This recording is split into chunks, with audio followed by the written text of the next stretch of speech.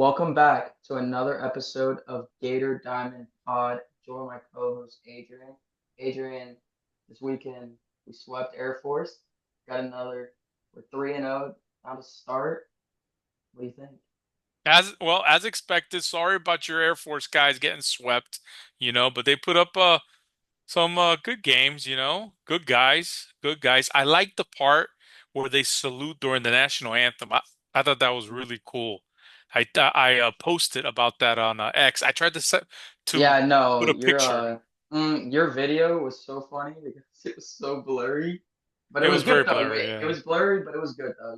Because at that time I was in the outfield stands and I was Hmm. moving, and it was during the national anthem. So I Hmm. didn't like want to be taking a picture during the national anthem. I didn't want to be like disrespectful. So Hmm. I just got the phone out real quick and I snapped a quick picture. That's why it was blurry. I didn't want to, take time to zoom in and make it a perfect picture while the national anthem's being played. Yeah. So I didn't want to You be should. disrespectful. At least you're being a little But it bit was a good. respectful. Yeah, it was a good weekend though. It's actually funny because I was teaching my girlfriend a little bit about baseball. I'm actually thinking about taking her. We're probably gonna go. I think next month the Korean baseball professional league starts up here. It's about 30 minutes away. Take her out to a game. Teach her a little bit about it. So it's actually funny because this weekend, teaching her about baseball, and she knows I'm in the Air Force, and she knows I'm a big Gator fan. So she was like, we got Air Force got swept. She was like, "Do you feel any sad about it?" Like, no, not at all, because I'm a way bigger Gator fan than it is my employer, the Air Force. So I Hey, thought on the weekend it was really good though. not that I think it would have made a difference, obviously, but the Gators did dodge one there by not having to go up against probably their best player. What was his name again? The center fielder who ended up getting injured during the preseason. Shane Spencer, I believe it Chase was Spencer, Shane Spencer, Chase Spencer. if I'm not mistaken. He ended up getting hurt during the preseason, broke his hand, and the Gators ended up not having to play against him, which kind of a bummer because I was looking forward to watch him play. He's a bona fide MLB prospect. He was their preseason conference player, Yeah, he was first the team. only So all Mountain West conference player. He yeah, was their only player. yes. So I was bummed out about not watching him play. So, but I don't think it would have made a difference, obviously, in the series. But the Gators did catch a break there, and I think we made it out somewhat okay as far as injury wise, except for Kyle Jones, right? Kyle Jones and Ty Evans, Yeah, I think Ty right? Evans is Mostly. probably the concern. I think Kyle Jones is more precautionary. Obviously, he tweaked his hamstring coming around first base. It looked bad. I don't know how it looked on yours. Obviously, at the game, I don't know, but on the screen they had the pan of view from the Mhm. outfield, and he was rounding second, and he was like hobbling. I was like, I Yeah. don't think he's gonna make it to third with that. Well, during the preseason, remember Kyle Jones didn't play in fall. He had the broken hand himself, Hmm. the hammock bone or Yeah, whatever there's it's something like called. the hammock, something like that. But during preseason, he was nursing some type of lower body injury. I guess it was a hamstring. But he was nursing something because he got actually taken out of a couple of scrimmages. Hmm. He got taken out when he got the first after he had to, like run a ball out or something. So he has been nursing something now for quite a few weeks. So hopefully it's not something that lingers throughout the season. I mean, hopefully it's something maybe, and we're going to talk about this later on, but maybe with the death of this team and the weekend that Hayden Yost had specifically, you could maybe just give them 3 weeks off, man. Get 100% healthy, especially if it's a hamstring, right? Hamstrings linger, dude. If you don't Hmm. heal that 100%, you're gonna tweak it like that. And when it comes to Kyle Jones, he kind of like reminds me of like one of those football wideouts and stuff, man, because he's an athlete. He's got a lot of fast twitch muscles going on, and those muscles need time to heal, man. If not, those hamstrings will just linger throughout the whole season. So we'll see if that's what happens. It'll be interesting to see if he's in the lineup this weekend, that's for sure. Yeah, we are going through last year, and the injury timetables are usually kept private. Usually, we don't Yeah. know exactly what's going on. And from like reports that I've kind of seen, I think Ty Evans has a hand injury, but I don't know where it came from. I don't know where the hand injury came from. Hmm. So I don't we'll know see either. how long he's out. I mean, he didn't play the rest of the weekend after the first game. So I don't know if Yeah, they're just giving him precautionary checks too, or we'll see. Because last year, I mean, obviously he ended the season with a broken hand. So, correct. all right, let's jump right into it with game one. Florida won 7-0. I mean, you can't ask for a better start to opening night.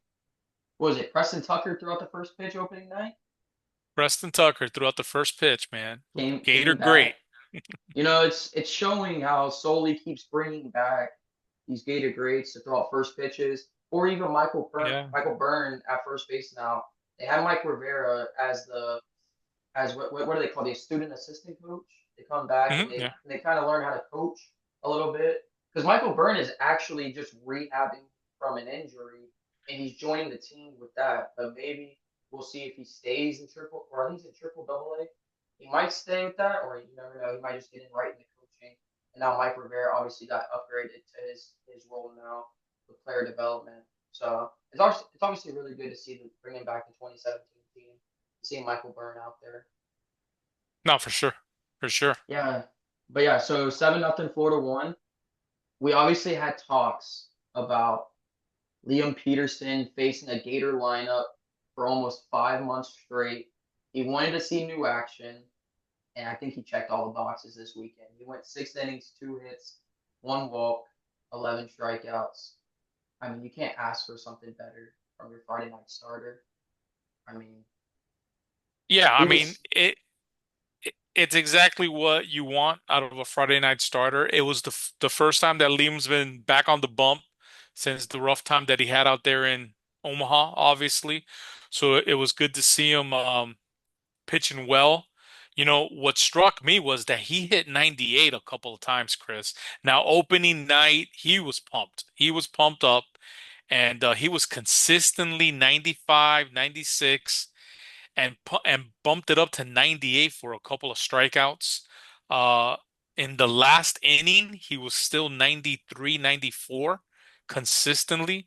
So he maintained pretty good velo throughout his entire outing. And for your first outing of the season, that was outstanding for him, man. So hopefully he could build off of that, build up that confidence off of that. Obviously, the competition is going to get better un Mhm. undoubtedly. So, but it's good for him to build up that confidence off of that performance, Chris.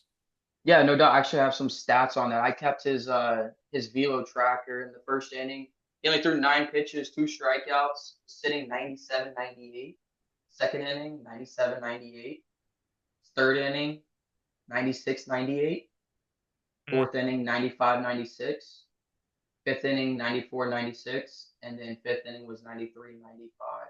And the good thing that really struck out to me is that he only threw 16 pitches. That was the most he threw in an inning in 6 innings. I think that's pretty good when you're talking about weaving through lineups, not walking people either. Obviously, we talked about only 1 walk coming from a guy. Last time we saw him out on the bump, he was obviously wild.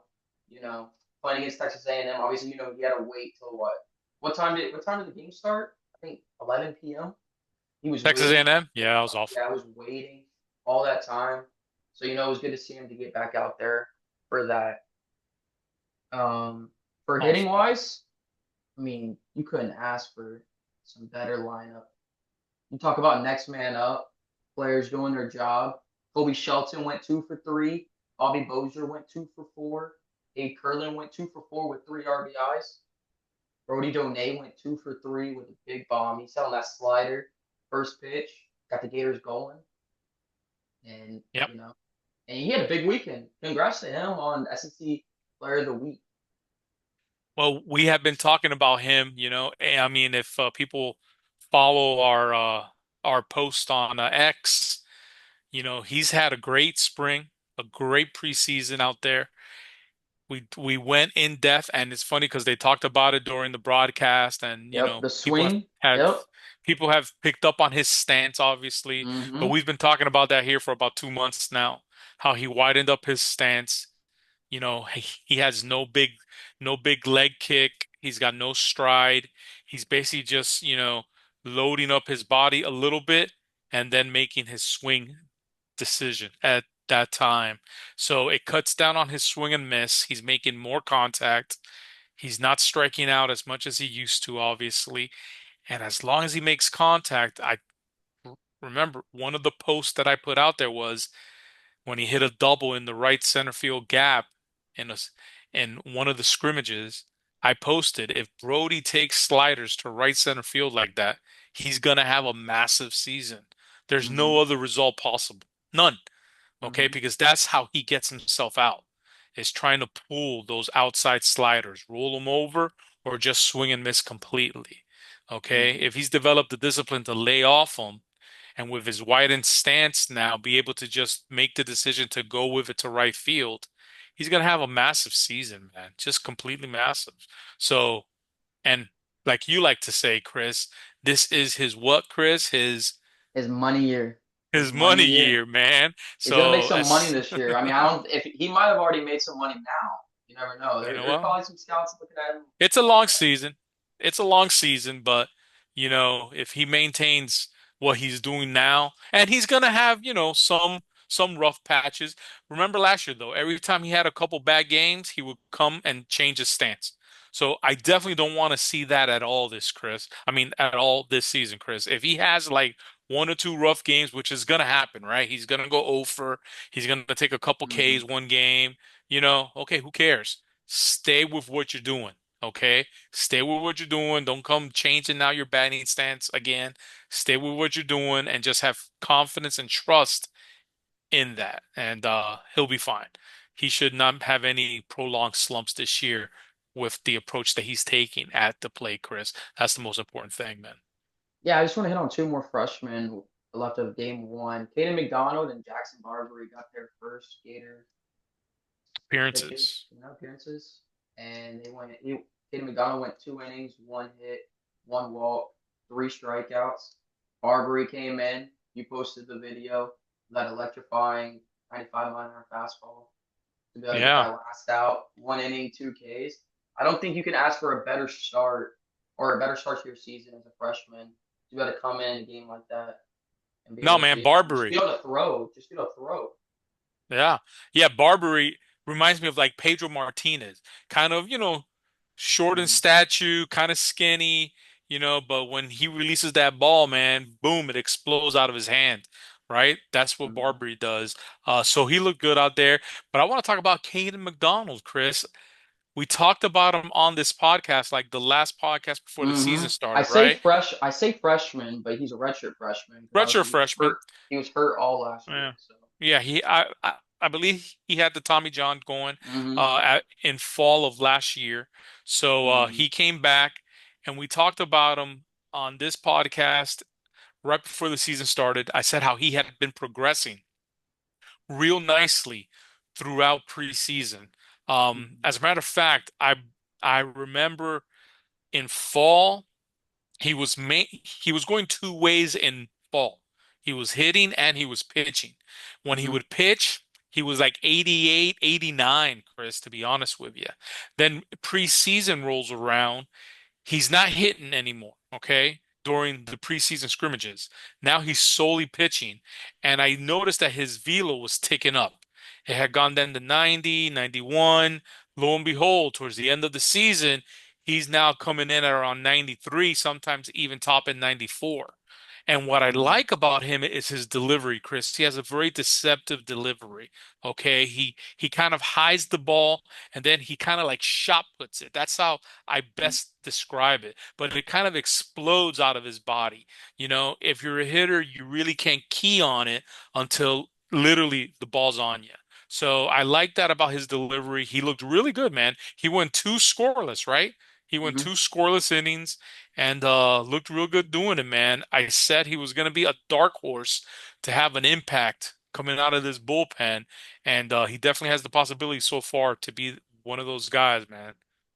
Yeah, he's definitely got the chance to be that. And also, just shows the depth that Florida can have in their pitching. They can be able to rely on these freshmen who got to come in, throw zeros, be able to get you guys out. We didn't even see some of our guys that we even talked about in our preview that we thought could pitch, like Philpott, Barlow.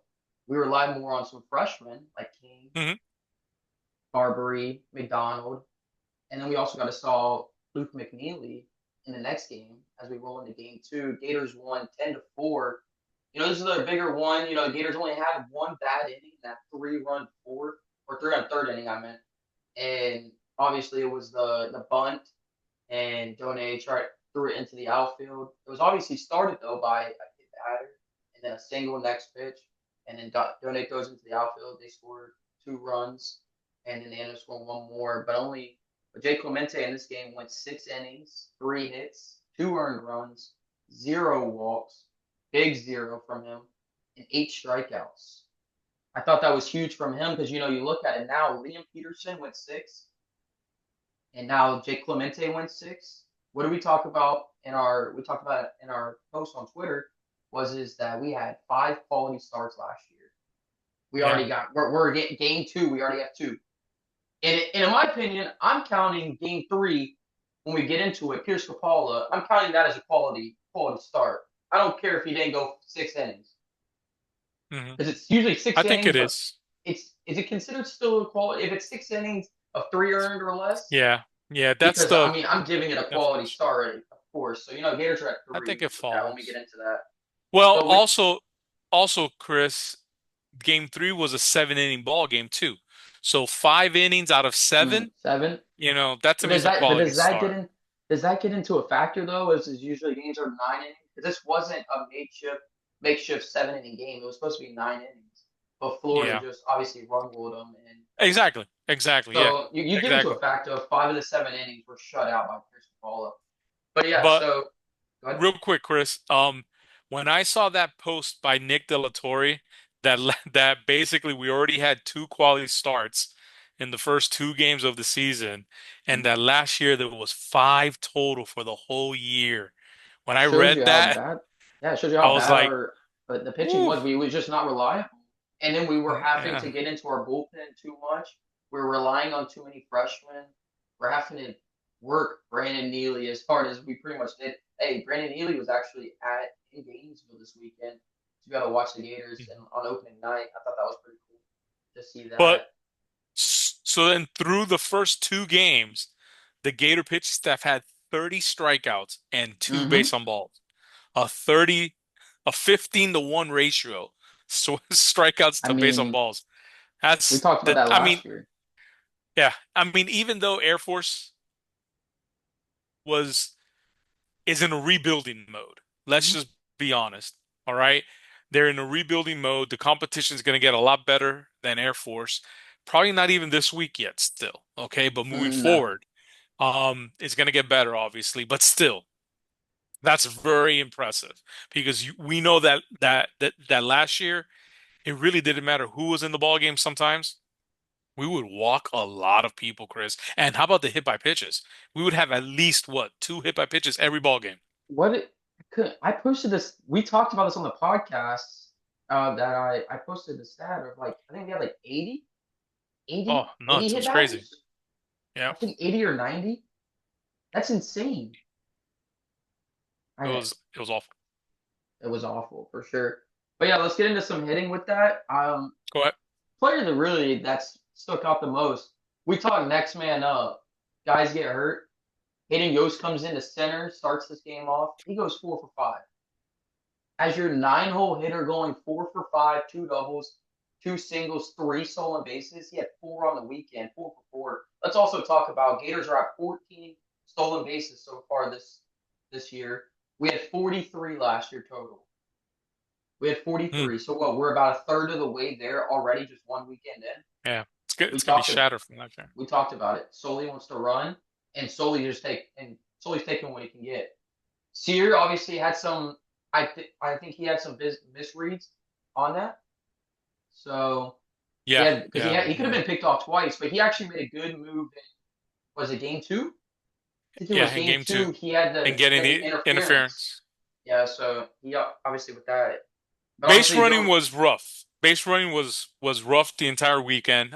In Sully's post game comments there after the final game on Saturday to close out the Mhm. series, he actually made a comment that if you had told him what part of their game would have been a struggle this weekend, he said that base running would have not been mentioned by him for a while. He thought that base running was fine.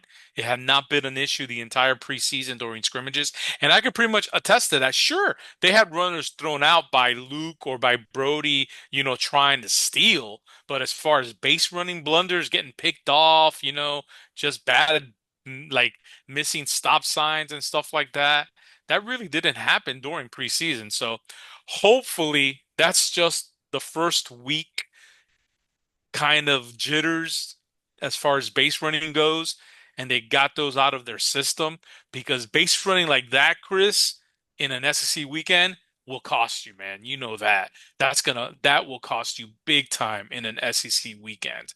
And I'll just be honest, man. I mean, Blake Sear, he looked rough out there base running Mhm.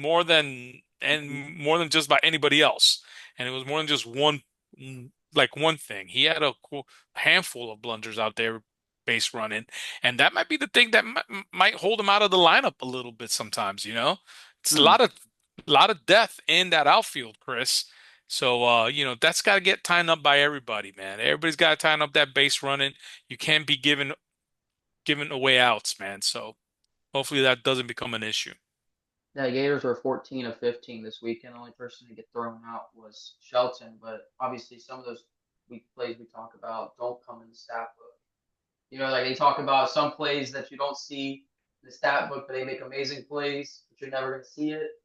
Yeah, I mean, some of those misreads though by on base running were not in the books, but there were some Yeah, man. bad base running, especially at third base. We had a few. We could have scored on a one. Maybe we'd have scored one and somebody else got thrown out. I don't know. Couldn't see it from the angle on the TV. You were there, so you probably could have seen that. You may Who- have made some post about it, Are but you talking about when they held up the runner at third and well, then they held up the runner and then Ty Evans. I'm not yeah. sure. I'm not sure what was in the mindset of if maybe he didn't think he Well, was going to what score, but he put the what was in the stop sign through. mindset? Let me tell you what was in the mindset. What was in the mindset was that the center fielder dropped the ball, and after he dropped the ball, he drop kicked it like about 20 yards. Okay? Okay. So everybody pretty much thought that, hey man, that's at least one or two free bases here. This guy just drop kicked the baseball 20 yards. Everybody Hmm. except our third base coach. He didn't think 20 yards was long enough to drop kick the Well, baseball. from the view on the TV, the ball was coming in as he was rounding third, so it looked like he wasn't going to score either way with that. You Think never so? know. I don't know. I think that he could have been thrown out, but I think at the same time as his Ty Evans has got to be looking at second when he's rounding the bases. You can't be getting that aggressive. That's why he got thrown out Maybe. at first. But I don't know. I I just see from camera views of that, you have a better angle because you're there. You can see things a lot better than us on TV. So maybe it yeah. was. Yeah, that stop sign though, that stop sign at third, I would like to see more of these. More of these.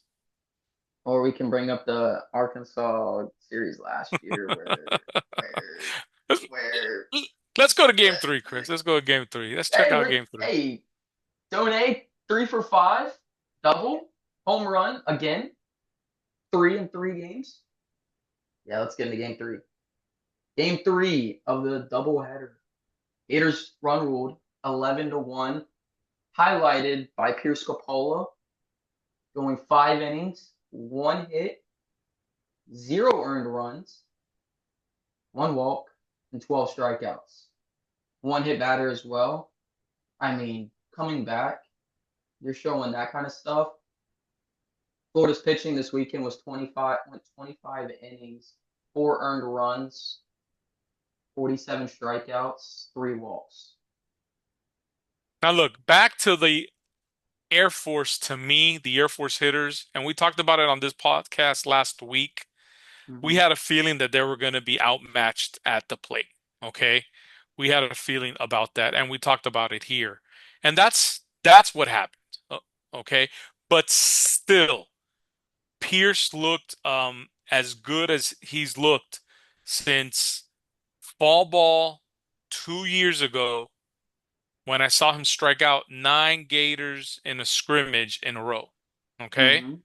That's the best I've ever seen him. Now, back then, before the injuries, Mm-hmm. he was at 95, 96. Right. Okay? Imagine 95, 96, Pierce Capola. He was still only what, like 90, 91 was his velo during We the entire game, right? couldn't. It wasn't on the Um, screen. They didn't. yeah, They it didn't was put. about, They didn't have it on the TV. So they didn't.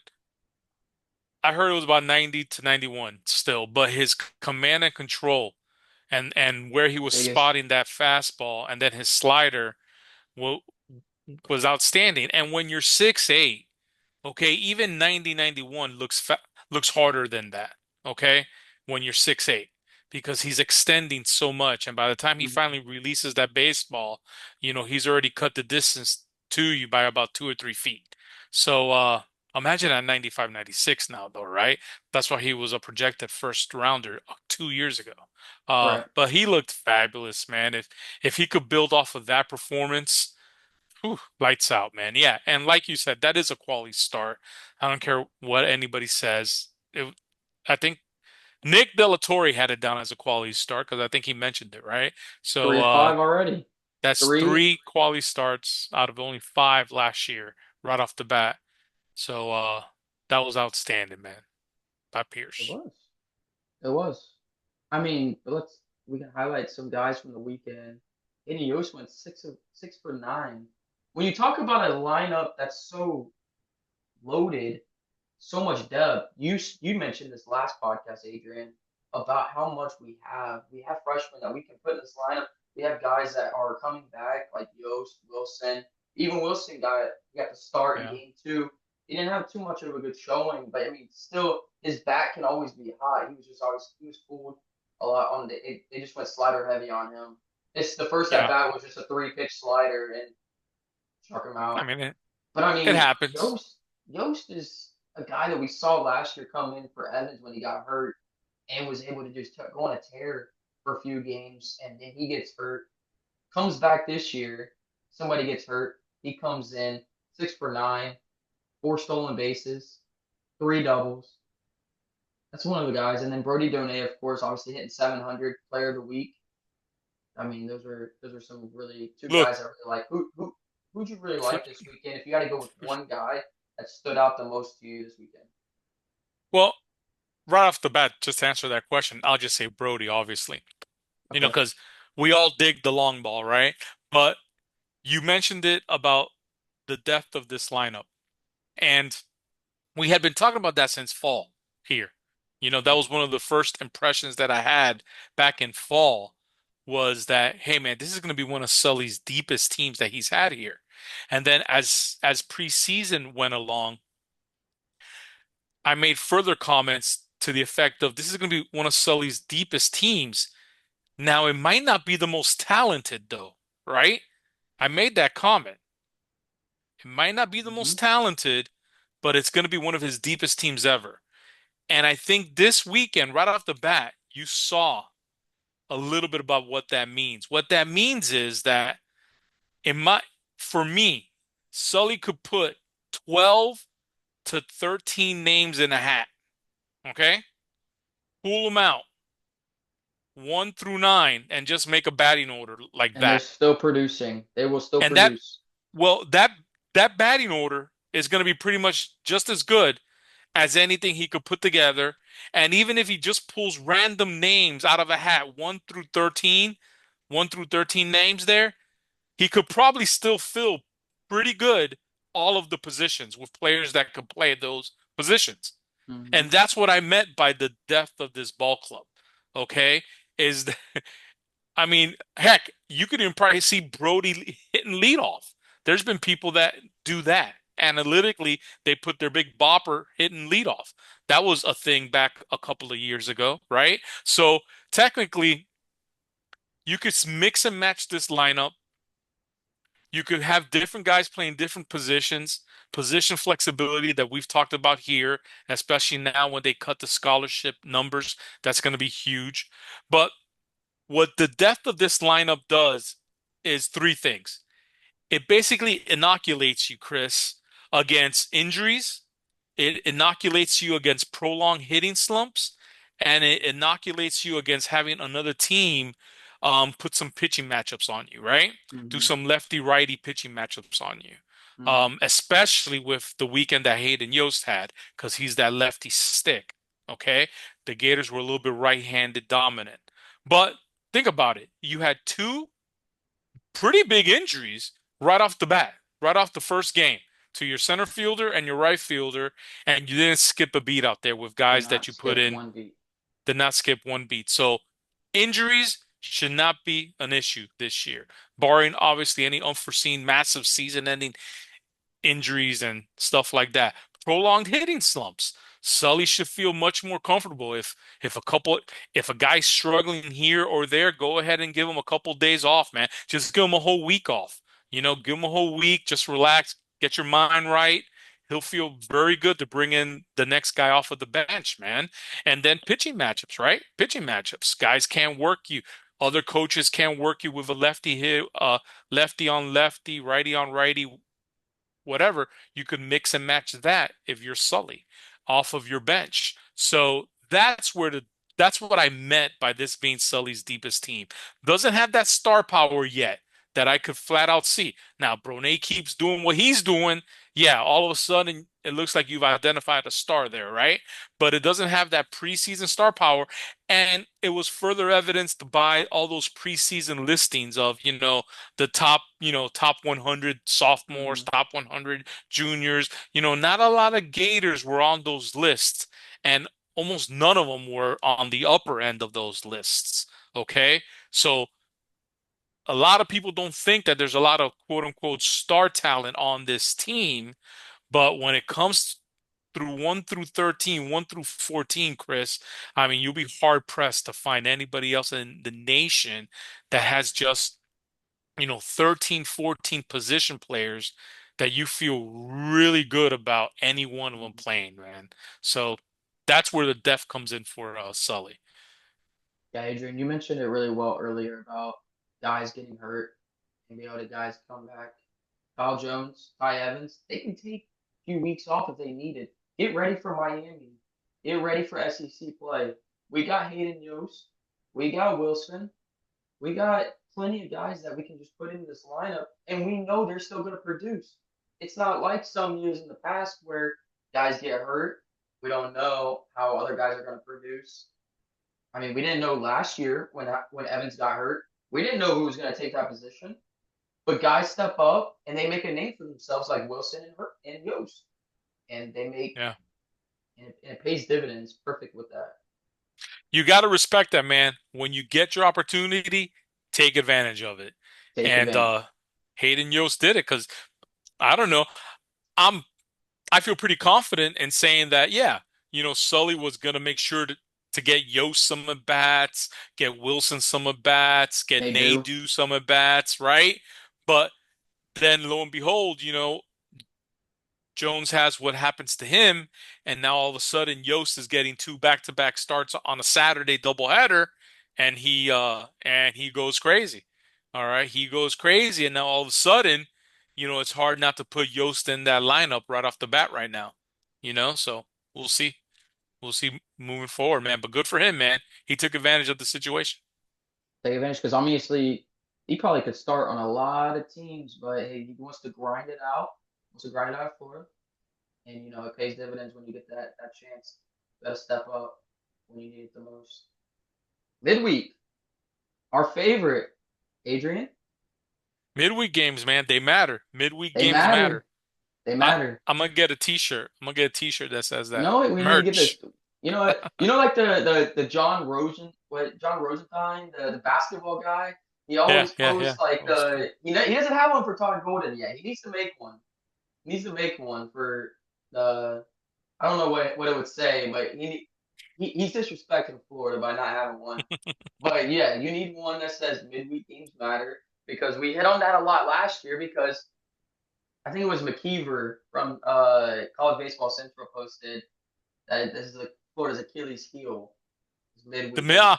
I saw that today. Yeah, Yeah, and I I saw said that. stop it. I said I stop said, it. You're stop it. don't be doing that. We're not starting that this year. I really feel good about Florida midweek games this year. I mean, when you can run out a guy like Aiden King only threw one inning on Saturday. Maybe I He only threw posted. one. Uh-huh.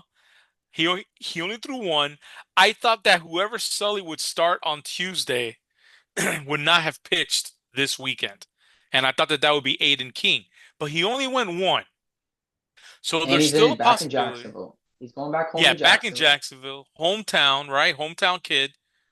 I Mhm. hope he gets the start. He should get, especially if Sully is thinking no matter what, he has him on a, 50 pitch count, maybe four Mhm. inning pitch count, whatever, So if he has him on a strict pitch count, he could have him just go, 3, 4 innings, hopefully, give him the start. So he's still our bet to start, right?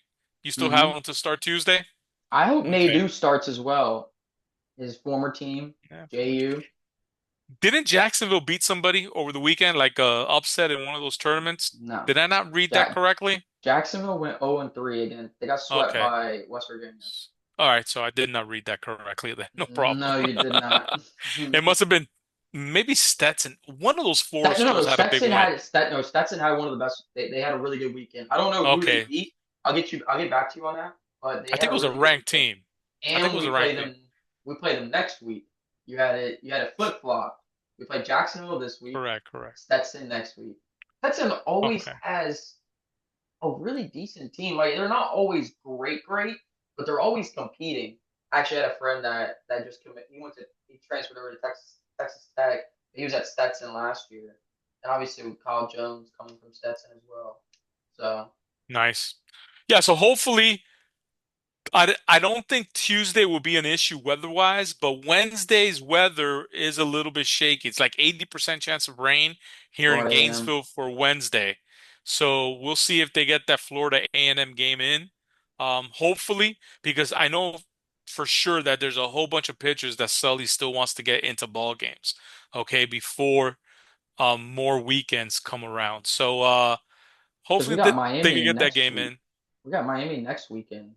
following Yeah, weekend. or Yeah, yeah, following this weekend, weekend obviously. coming up. This Yeah, week is no, Dayton, and then the following weekend is Miami. But speaking of weather, Chris, I did want to make a quick mention. I that liked makes it sense. how, remember last year, the St. Hmm. John series got rained out completely. They only played one game.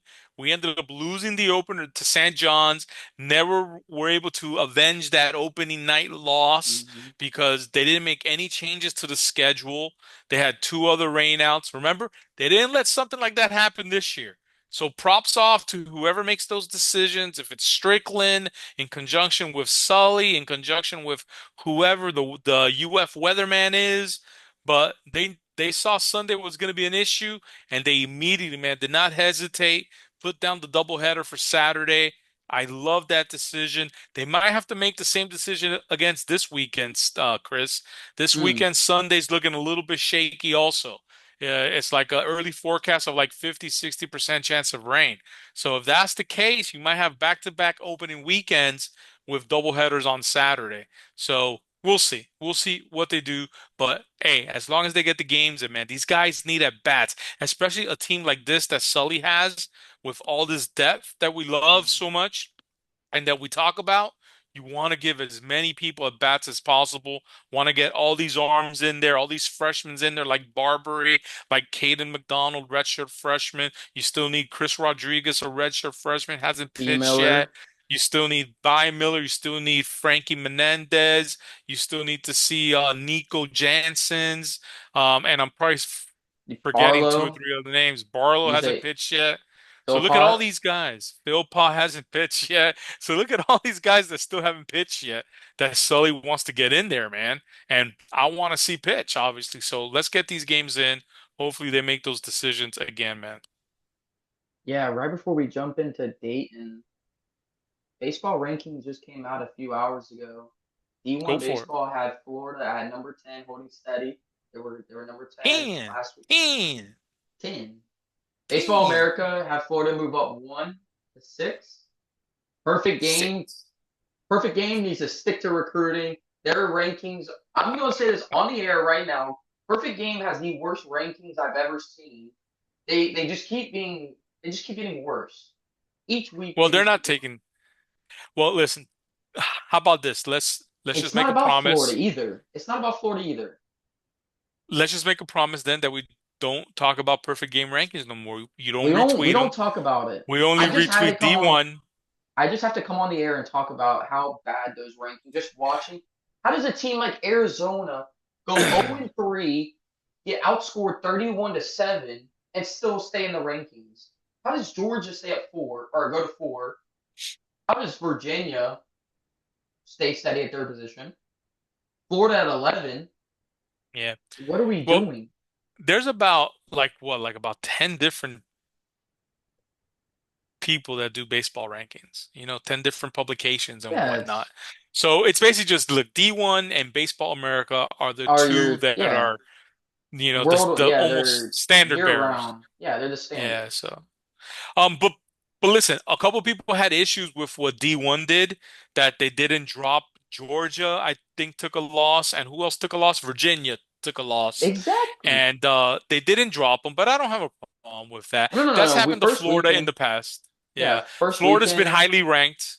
Yeah. Florida's been highly ranked in the past also, and have not looked great, or have taken a loss. And first weekend or early season, you have the cachet of a program, the respect, and we haven't been dropped just because of one loss here or there. So I don't have a problem with that. That'll work itself out. It's no biggie. I'm not saying don't drop people. I'm saying if you're gonna drop people, at least if you're gonna make a shift to your top 25, make the shift right. Like at Hmm. least make it look a little bit like you know what you're talking about. Because some of these rankings are just I when I started reading that, it was like 3 a.m. my time when I'm like reading this, so I'm half awake because obviously, like you guys have been seeing, I've been drinking some coffee on the air. Here it is, almost 9 a.m. It's what, almost 7 p.m. your time. It's almost 7 p.m. your time. So Yeah. some of these rankings come out. Some of this stuff comes out really early for me. Hey, before we move to Dayton, real quick, we have to mention about game three, right? The When you go to a baseball game, Chris, right? Sometimes something happens that you've never seen before happen. And Oh that yeah, talk happened. about it. Yeah, that Talk happened in about it. game three. It was only a 7 inning ball game because of the run rule. So that's 21 outs, right? Out of the 21 outs, Mm-hmm. 17 of the Gator outs were via strikeouts. Right. Okay. Three of them were on 1-3 putouts. So little ground ball Mm-hmm. dribbler to the pitcher or whatnot made the out at first base. And First. then the one out was when they tried to do the sacrifice squeeze, suicide squeeze. Yep. I'm sorry. Pierce, jumped out of the pitcher's mound like a cat, His long 6'8" legs. cat, and got it and got the guy out at home plate. So a 1-2 put out. So every out was recorded by, had some way, the pitcher. Did you watch that play? Yeah, That play I was saw it. how Yeah, it about was it? How great. about that He's play? an athlete, man. Or I like, mean, just tossing it like that, like just ran. It's like like it's normal for him. Like it's or normal. That stuff looks hey, it looks like what good. Jeff,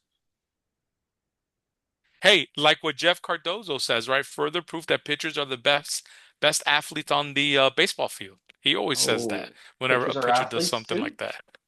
But Wait, just but hey, have you ever seen that? Have you ever seen a game no, like that? Never. no. So essentially, the Gators could have played that game with a pitcher, a catcher, and a first baseman and had the same result. I feel bad for Air That's it. Force. Everybody else could have just stayed in the dugout. I feel bad for Never those Air Force have hitters. I never have wonder I if they seen ever that, read man. that. If they ever read that stat, you couldn't even get it past. Not even a pop up to the outfield, a ground ball to the shortstop, nothing, man. Crazy. That just also shows you how dominant Pierce was. I mean, That also shows you how dominant Pierce was. Pierce was dominant. That was probably one of Yeah. the Well, best scenes. let's go Dayton, man. Go for it. Dayton. Let's get Yeah, into Dayton. Dayton. Dayton actually they split their. I This stuff's a little weird because they play this 4 game series. Hey, they play at the Team USA complex. How about that? Have you ever? you ever been there or seen the Team USA complex? I mean, No, it's it's nice. beautiful, beautiful area. They split with Monmouth and Western Michigan. They go 2-2. They lost two to Monmouth. Take two from West Virginia or not West Virginia. Western Michigan. They got a new coach. I don't know how to say it. Loiso. I'll say Loiso. Probably, Loisao yeah. or Loiso. He's coming from Southern New Hampshire D2 school. He turned him into a powerhouse, racking up 480 wins, almost a 696 winning percentage in his 14 years there. Spent one season as the associate coach at Penn State. This team is welcoming 31 new faces this year. It's going to be a work in progress for them. They're returning some of their pitching, some of their hitting. They got some talent. They're going to have to grow, obviously. They're going to have to mesh together. New rosters. You're going to have to somehow be able to be cohesive with each other. Yeah. With that, you want to jump into their hitters? Or you want to Yeah, make any sure, man. points? No, yeah, yeah. We'll go into the hitters here real quick. But second week in a row, right, that the Gators are taking on a team in the weekend that's kind of like in a rebuild mode.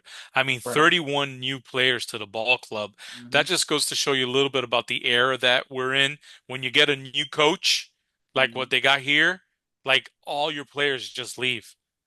So you have a new coach and he has to bring in a whole bunch of players from the transfer portal. And that's not what happened with Air Force. That was a different type of situation there. We talked about that last week, but Mm-hmm. this week, man, that looks to be what happened. Their coach went to go Jason King, who was their coach last year for the last few years, went to Vandy to be the hitting coach at Vandy. Yep. So Yep. hey, that's a good promotion for him, probably going from, head coach at Dayton to hitting coach at Vandy in the SEC. That's a step up probably for him. So good for him. Congrats to him. But Scott Loiseau, definitely coming from Loiso. That's a Loiseau, coming from that D2 Loiso. power. Yeah, man. So we'll see. Anyways, with him, let's talk about a couple of hitters. The one that I really want to focus on real quick, Chris, is a true freshman, actually. His name's Rylan Luho. Okay. Mm-hmm. Mm-hmm. Rylan Luho. The reason why I want to focus on him was, well, first of all, he's a true freshman, and they expect him to be hitting somewhere in the middle of that order. First weekend, he's hitting 231. He went 3 for 16, right? Um, but the thing about him that's interesting, okay, that I think we should follow is that he's from Marjorie Stoneman Douglas High School, Chris. That was Ooh. where he went to high school. And that name should sound familiar if you're a Gator fan because the Gators have had a little bit of a pipeline there the last 3 or 4 years, right? One of the guys that They I had, wanted went there. Kobe Mayo. well, Kobe Mayo went there. He signed with us, but went to the big leagues. Mm-hmm. Uh, Recently on the ball club now, Jake Clemente is a Yep. Marjorie Stoneman Douglas grad. Chris Rodriguez is a Marjorie Stoneman Douglas Mm-hmm. grad. We had Chris Arroyo, who was a signee 2 years ago. He pitched a little bit, left-handed relief pitcher. We Yep. talked about him on our pod a little bit. He wanted to hit. Sully didn't think he Where'd was he a hitter. go? I forget. Wanted Didn't him to. he go? I'm going to come back to. I'm coming at you with that, Chris. He went junior college his sophomore year, Yep. had a junior college All-American season, going two ways, and is hitting Mm-hmm. cleanup for the number two team in the nation right now, Virginia Cavaliers. He hit a home run over the weekend, Why did and I? he's one of their top hitters, man, and the number two team in the nation, Chris Arroyo. Okay, so sometimes, hey, man, even Sully's gonna miss on one. Okay, but good for that kid. He bet on himself. He thought he was a hitter. I got it on good account that the straw that broke the camel's back was he had an outing here against LSU in which he came into the game, walked a couple of hitters. Sully took him out immediately. And after the game, he was in the batting cages hitting. Sully saw him, and it didn't go well. It didn't go well when Sully saw him taking some hitting reps in the batting Could cages have. after he walked two guys Could have. in the ball Could have. game. Could have beat So he that ended up fight. transferring, but he bet on himself. Good for him. And now, like I said, man, he's hitting cleanup for Virginia Cavaliers, the number two team in the nation. But anyways, back to Dayton. Rylan Luho, uh, good power hitting. He's going to be playing third base for him, power hitter. And the reason why I want to key on him also is this is how this world works now in the transfer portal, right? Why Mm-hmm. is Rylan Luho at Dayton and not Florida? Well, maybe obviously we didn't think he might have been good enough coming out of high school to come to Florida, Mm-hmm. especially with the limited scholarship numbers on the horizon. Mm-hmm. Sully's being a lot more picky now coming out of high school. All right. But let's say Rylan Luho this weekend, has a good weekend. Hits a couple homers, you know, goes like 6 for 12, 6 for 13, whatever, ends up having a good year this year at Dayton. You think he could be a prime candidate to hit the transfer portal and I maybe think look at he Florida, I think right? he has I think Florida starts eyeing in on him. They start watching Florida. Well, stuff like that. That's just how it works in the transfer Right. portal. Think about how many baseball players there are in the nation, Chris. And now So these many. coaches, right? These coaches have to do high school recruiting. They got to recruit their own players that are thinking about going to the MLB. And now you got to do portal recruiting. There's only so much that you could do, man. But this is how that works, right? There's relationships established. I'm sure Rylan Luho is like buddies with like C-Rod. Maybe he's buddies with Jay Clemente. Maybe he's buddies with other guys at Stoneman Douglas that Florida's recruiting. I think Florida's got a commitment or two from Stoneman Douglas for next year's class or for this year's class. So We'll talk. that's that's how that happens, man. So keep an eye on Rylan Luho. I have no inside information, but could be a guy you might see in a Gator uniform if he develops in Dayton. It's all on him, right? He's got to Mhm. develop in Dayton. Okay. If he develops, he might be looking around. Okay. And what better place than back to his hometown school, basically, Florida Is here. that Um, was he picked freshman of the year? I think he was slated as that or well, no? he is slated as the top freshman in their conference. Yeah, I In think on the I read What about him on conference is D1 this? The Baseball. Atlantic 10. Yeah, he's Atlantic 10. the Atlantic 10 preseason freshman of the year, so to speak. So Mhm. he's considered the number one freshman coming into the Atlantic 10. Dayton, by by, by the way, I always like to say Dayton was picked by D1 Baseball to come in six. Okay, so you're looking at Dayton that's coming in to be the sixth place team by D1. They have Richmond coming in number one, St. Louis, followed by VCU, George Washington, Davidson, and then Dayton. Okay, so that's how D1 sees Dayton coming into this season, Chris. Um, Real quick, another hitter here, Bobby Stang. He's another transfer from Georgia Southern. Remember, 31 new players that the coach had to bring in. Bobby Stang is playing catcher DH. He's a sophomore. Another guy that they expect to be somewhere in the middle of the lineup. He's hitting 300 right now. He went 3 for 10 over the weekend. Uh, and another transfer. This one's interesting, Chris. Divison Wooters. I hope I pronounced his name right, but Divison Wooters is from Southern New Hampshire. So even though their head coach had a stint at Penn State last year, he's bringing in Divison Wooters from Southern New Hampshire, which was the Mhm. team he was obviously the coach at, is the Division two powerhouse. So I'm sure, recruited this kid, coached him probably for a couple of years because this kid's coming in as a junior. And He played in two Division two College World Series, so he has a Mm. lot of experience with regards to postseason play. He's hitting 333. He's 3 for 9 with three ribbies so far early on in this season. One returning player who uh, who they're counting on is a senior, their first baseman. He's like one of their better left-handed hitters, obviously. Mason Doby. He's a returning player, has been at Dayton his whole career. He's hitting 250, 3 for 12 early on in this season. Nobody's really jumping out so far in those first four games, right? Nobody's posting up. They got two homers total, Chris. Two homers for the entire season. It's only four games, but they don't look, no one's really busted out. No one's got like 5 home runs. No one's hitting 600, 700. You know, these are some of your best stats so far early on, Brody Chris. Donay has more home Yeah, runs than their yeah, pitching. yeah, yeah, yeah. There's no Brody Donay numbers out there. There's no Hayden Yost like hitting 700 numbers here. Um, I'll be honest with you. This is a lineup, Chris, that you should see a lot of the same results from our three starters. Okay? Pitch into this lineup, Chris. If not, then then they're going to be having some bad performances. But like I tweeted out with Pierce on Sunday, excuse me, on Saturday during the game too, Pierce just has to throw strikes. I tweeted that out early on in like the second inning And he'll be because able to you could overwhelm tell the right off lineup. the bat. Yeah, you could tell right off the bat he was going to just overwhelm him. And in reality, Liam Peterson did the same, and Jay Clemente did the same to that lineup. I expect similar results with this one, Chris. How about the pitching, man? Yeah, I'm gonna highlight four guys on their pitching. Redshirt senior Chris Pereiro. Uh, their lineup is a little bit different. D1 baseball, obviously with 4 games, they project different pitching. D1 had Aiden Tran as their starting Friday night guy, but the starter went was Chris Pereiro, Friday night guy, 6'1", 210. He went 5 innings, 5 hits.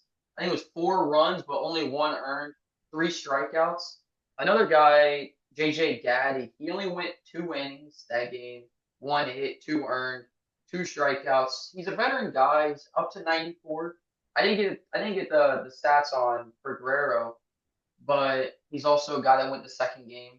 Tran was supposed to be their starter, but he didn't pitch until the last game, game 4. He went 3 innings, 0 hits, 4 strikeouts, 5'11", 175 lefty. But I got some on him too. Last year, he had a 37% whiff rate on his curveball. He threw his breaking ball 53% of the time. Jacksonville kid. He's from Hmm. Jacksonville, Providence. Wow. What's his what is he, a junior? Sophomore, Sophomore. junior? He's a So he's a sophomore. sophomore. Huh. 5'11" lefty. That Be could be able somebody to, he that throws 53% time he throws his curveball. It's a yeah. 37. I mean, I mean, that's jumps off the numbers, a 37% whiff rate on a curveball. You don't see that Yeah. too often on pitches. That was almost like the percentage of Hurston Walter split finger. If I don't remember right, what was his? I can't remember off my head. What was his whip rate? But another Who? guy, I was talking about Waldrop's whiff rate on his split Okay. finger. Oh, it was up there. Whatever it was Hmm. high. Actually, I'm gonna go back to Pereira real quick. He only had a 5% walk rate last year, but this is a staggering number here.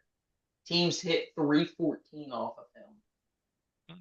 5% walk rate. So he's throwing strikes. Guys are just barreling him up, being able to get hits off of him. Another guy, they're getting a transfer. That Jackson that Judy. means, Chris, that means he's too good in the strike zone. It He's means he's just basically throwing, just just throwing right strikes. over the heart of the plate, and that's what's happening. He doesn't locate properly. And at this level, if you're not locating, you're gonna get hit, man. This is Hmm. college. These kids have some talent, man, especially if you're right over the heart of the plate. Yeah, community college transfer Jackson Judy. He worked in a few games this weekend. Yeah, Hugh Yahoga Community College. He logged 55 innings for them last year. He had a 13.25 strikeout per nine ratio last year. He didn't have the great weekend, but I mean, he only went like 2 innings one game and then 2 innings another game.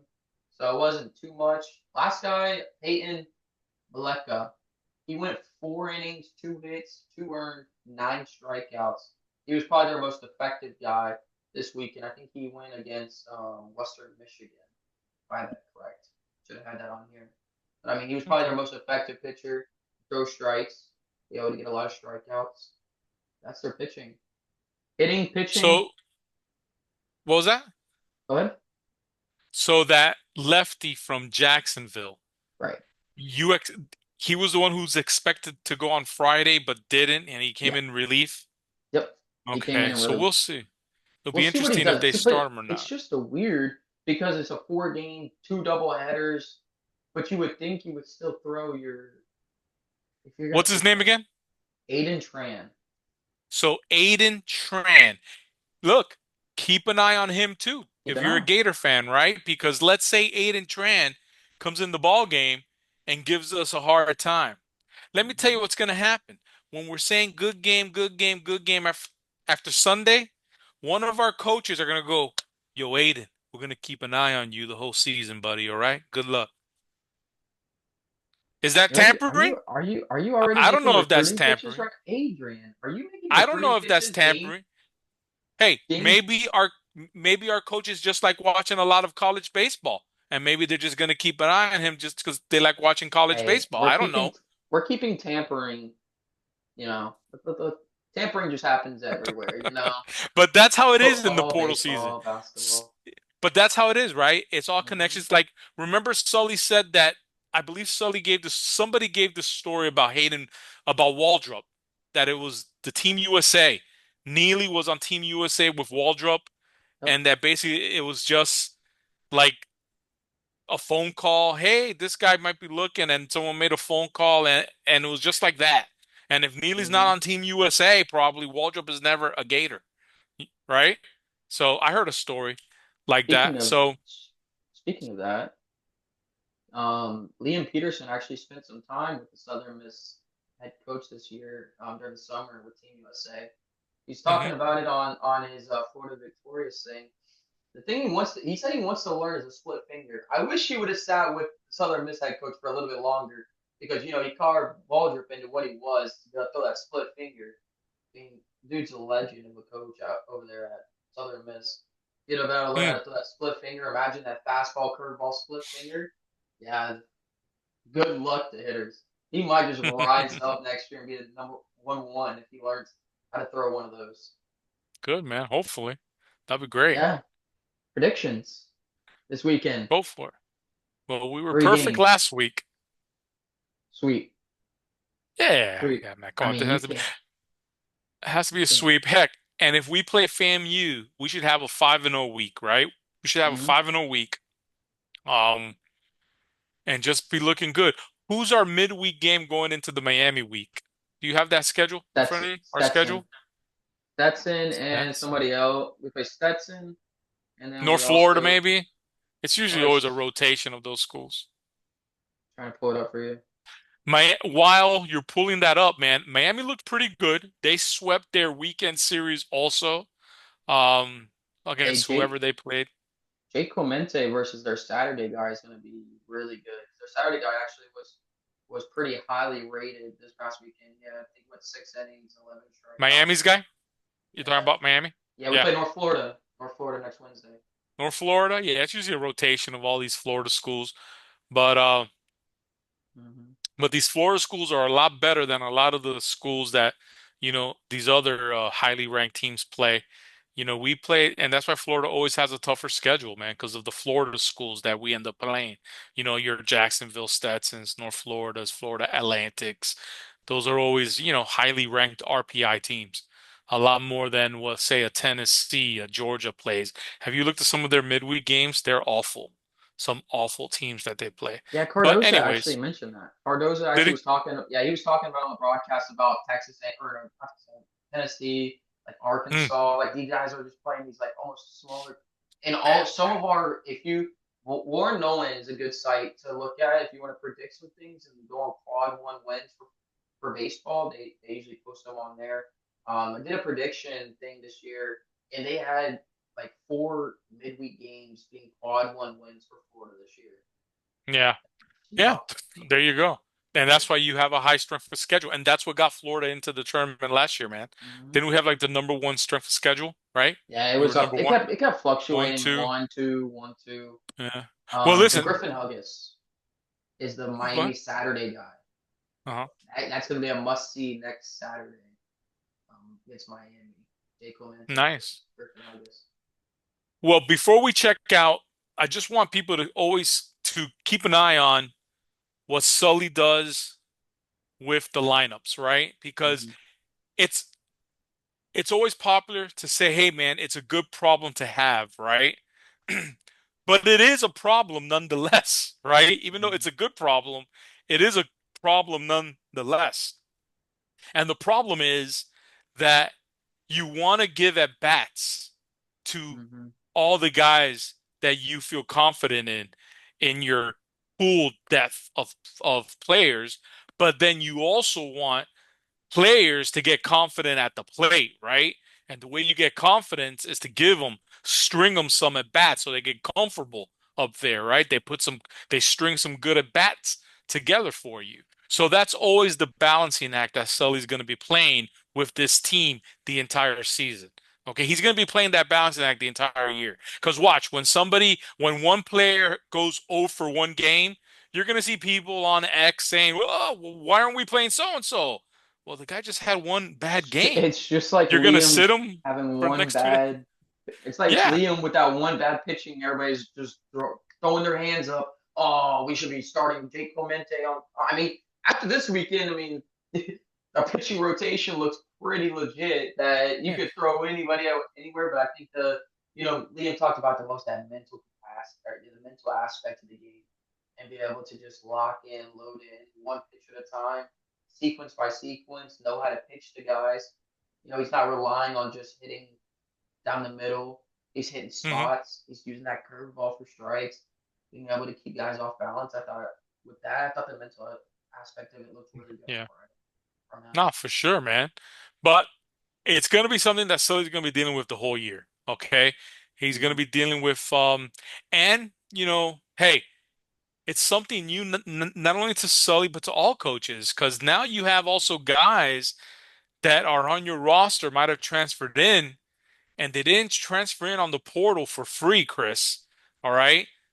Some of these guys have some NIL packages, and it's Mm-hmm. kind of a little difficult, man, to sit a guy down who has an NIL package who transferred in to play.